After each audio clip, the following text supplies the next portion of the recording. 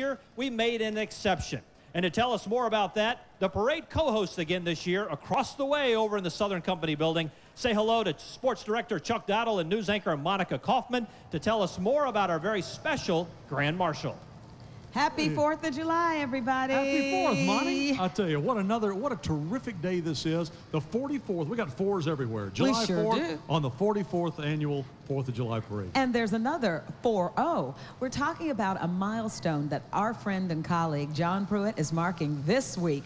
40 years on Atlanta and Georgia television. And he's only 43. That's the amazing thing. Only.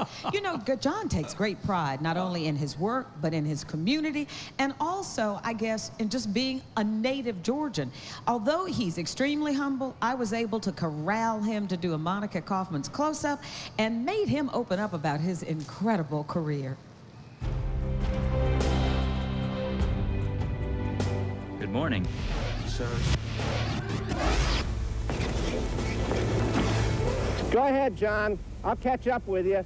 Where you gonna be? In New Hampshire, Florida, Washington, Uganda? Reporting from Marietta, Georgia. It's the charges challenged you. George Wallace told police. John Pruitt, WSB News reporting. Good evening.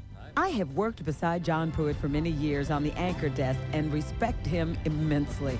Viewers know John the anchor and reporter, but he also is a dedicated husband, father of 2, and grandfather to Ansley. There are a lot of things people don't know about you. For instance... You know too much. That's why I'm doing the interview. Your patriotism. Most people don't know that you were in the armed services. In fact, I had worked at WSB for a little less than a year before going into the Army, and did my basic training at Benning, then went to Korea for 13 months and came back to Fort Gordon, Georgia, where I finished my 2-year commitment. And then back to WSB. You're like our historian in the sense that you grew up here in the city of Atlanta. You've seen major news stories, your top stories. The civil rights movement, which was in full blossom when I started in this business as a young reporter back in 1964. I was able to cover Martin Luther King before his assassination. That was very meaningful to me. I think the Jimmy Carter saga, from an obscure South Georgia state senator to governor of Georgia to president to a very active former president, covering that saga has been fascinating. I've done a number of environmental stories, going to Cumberland Island to report on the fight to save the coastal areas of Georgia from overdevelopment.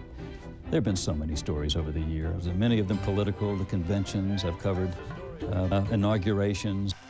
As an award-winning journalist, John has demonstrated he can report from across the globe to small-town America with the same ease.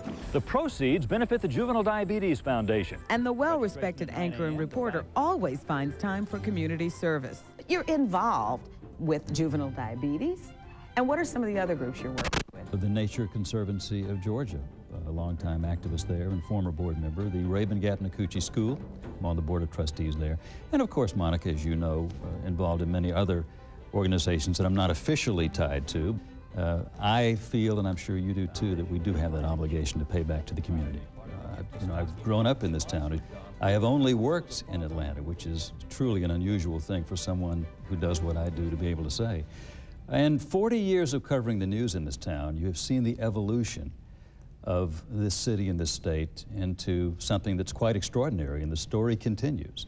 So you are a part of the community. Your first reaction when you heard you were going to be the Grand Marshal? It was one of great honor. I mean, this is the Salute to America Parade's a great tradition in this town. I've been covering for years, writing in for years. And when Greg Stone, our general manager, said, we want you to be the Grand Marshal to honor your 40 years in the business, I was touched and very flattered. I think the station gives to the community by hosting this wonderful event that everybody gets involved in. And to me, it's great to be a part of that, but also to tell everybody in Atlanta and Georgia who have been watching us over the years, thank you. And thank you, John. I got to tell you something, Monica. You know, people don't realize he was a history major in college. And you talk about a guy that knows his history. He's great to have on a trivia team on Monday. And we had to make him Grand Marshal this year because last year he missed the float. He was so busy talking to Governor Perdue in the brunch that he missed the float and missed the parade. So we had to make him Grand Marshal to make sure he's in it this year. But one thing he never misses, and that is covering stories, particularly presidential campaigns. So there are a lot more stories for him to cover, and we're all thrilled that he's being recognized today for his accomplishments. And stick around, because during the parade, you'll see John with some very special people. No doubt about that. We're going to meet members of his family. We have another special guest with us today on this very momentous occasion. Why not, for the 4th of July, have Miss America herself? And we do. Erica Dunlap, Miss America 2004. She right now is across the street meeting with some of the troops who are here today to celebrate the 4th with us. But this is not the first time she's had an opportunity to talk with the troops, the men and women who serve our country. Miss America 2004 is Miss Florida, Erica Dunlap. The nation could feel her enthusiasm when Erica Dunlap was